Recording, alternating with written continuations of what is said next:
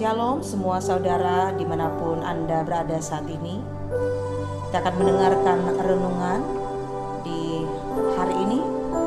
Saudara-saudara yang terkasih, saat ini di mana pandemi virus sedang merajalela di seluruh dunia, ada begitu banyak orang yang berduka karena kehilangan orang-orang yang mereka cintai, kehilangan orang-orang yang mereka kasihi. Saat ini betapa pentingnya doa itu. Di mana-mana dan di setiap waktu kita melihat dan mendengar tentang kebutuhan akan doa. Banyak orang sekarang ini mengalami mujizat, atau mungkin ada banyak yang mengharapkan mujizat itu terjadi. Doa begitu penting, bahkan melebihi dari semua kebutuhan kita akan vitamin ataupun obat-obatan. Terutama bagi kita orang-orang Kristen yang sudah sadar akan kuasa doa, dan kita yang sadar akan siapa yang kita sembah, yaitu Yesus Kristus, Sang Tabib yang ajaib. Kita pasti mengerti bahwa dokter di atas segala dokter adalah Yesus Kristus itu sendiri.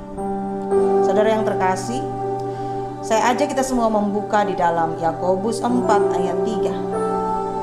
Di sana dikatakan, Yakobus 4 ayat 3.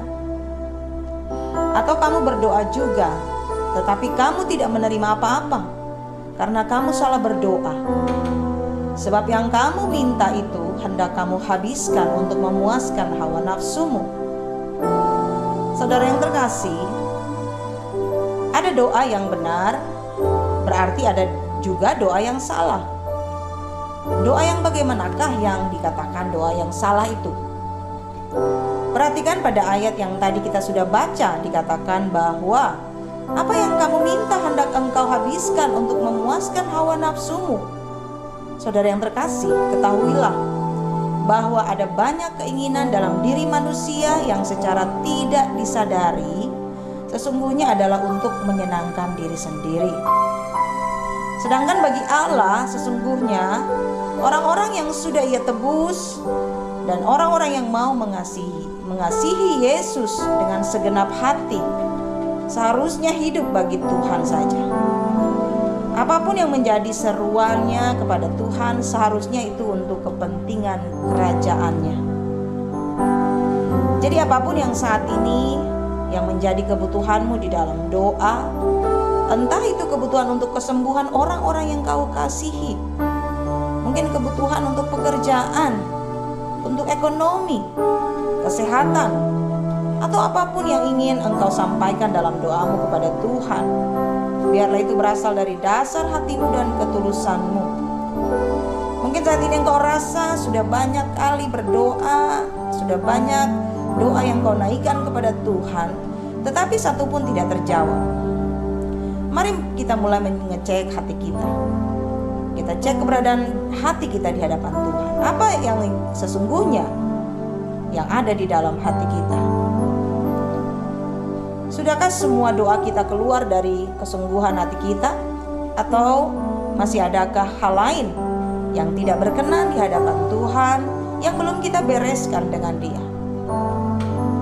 Saya ataupun engkau sendiri bahkan tidak mampu mendalami apa sesungguhnya yang ada di dalam hati kita.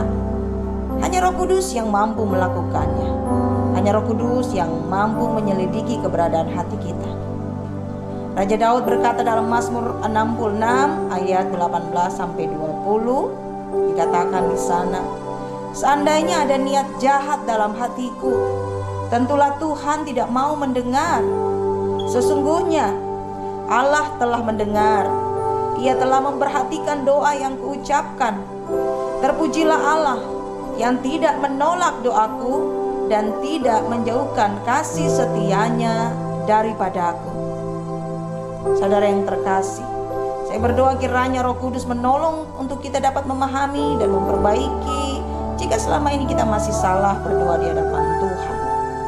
Kiranya Tuhan akan terus menolong kita, mendengar kita, dan menjawab doa kita semua. Mari kita berdoa.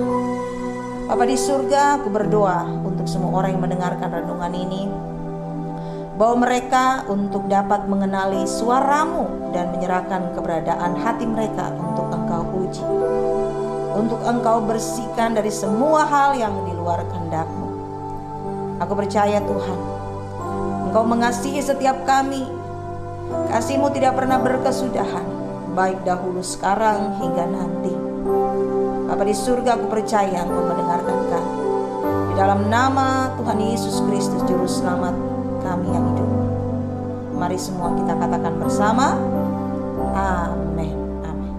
Haleluya. Tuhan Yesus memberkati.